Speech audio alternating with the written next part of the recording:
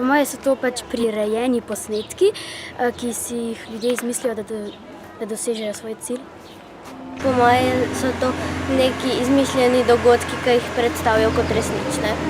Lažne novice so novice, ki si jih nekdo izmisli, da bi nas preslepil in nimamo dokaza, da obstajajo.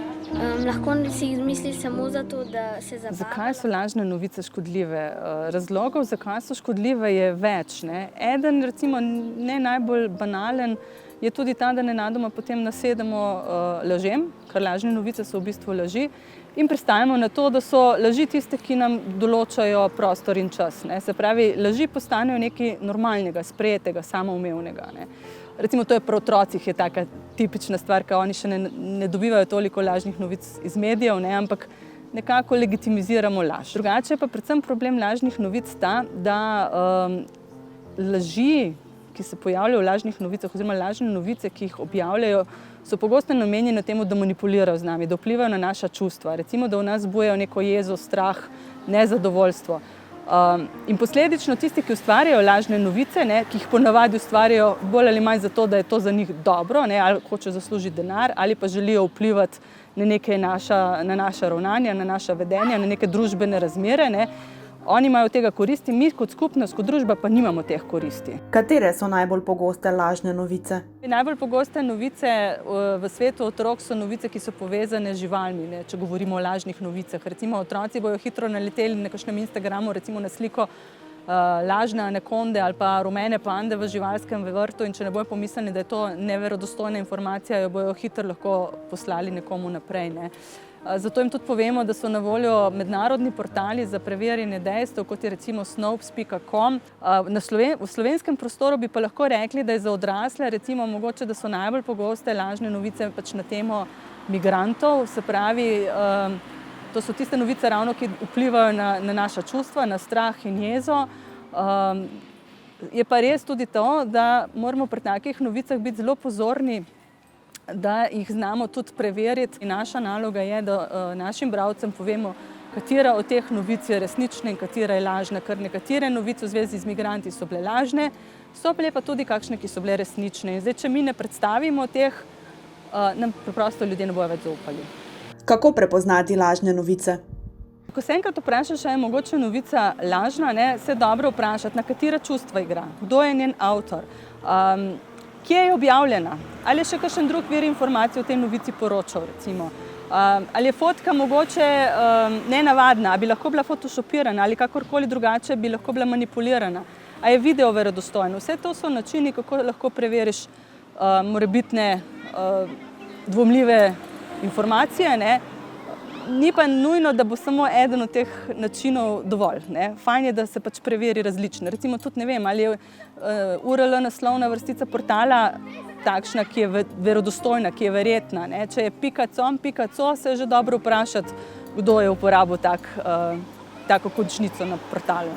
Kako lahko starši in učitelji otrokom pomagajo poiskati verodostojne vire informacij? Problem je, da imamo že eno generacijo, ki je izgubljena. Se pravi, imamo že odrasle, ki zelo malo spremljajo verodostojne medije.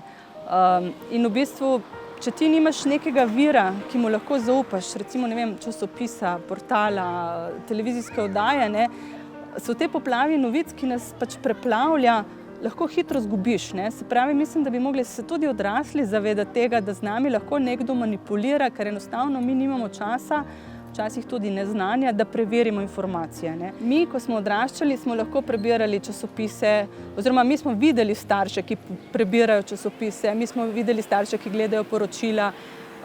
Ti otroci danes pa nimajo več tega zgleda. Obenem ti otroci rastejo v neki dobi YouTubea, Snapchata, Instagrama, kjer dobivajo neke informacije. In oni preprosto zato, ker jih tega noben ni naučil, ne morejo vedeti, ali so te novice zanesljive ali ne, ali so te informacije zanesljive ali ne. Čeprav se nam zdi mogoče malo hecno, nam ne preostane drugega, kot da te otroke naučimo, da je treba pač prepoznati verodostojne vire informacije, se pravi verodostojne medije in tudi same verodostojne informacije. Zdaj pa, kako to lahko naredimo, obstajajo različne metode in tehnike, recimo s tem, da jih obiščeš v šolah, pripraviš neke delavnice, Poleg tega so na voljo še drugi materiali, recimo, ne vem, video smo posneli o tem, kaj so lažne novice, obstaja en plakat oziroma letak, kako prepoznati lažne novice.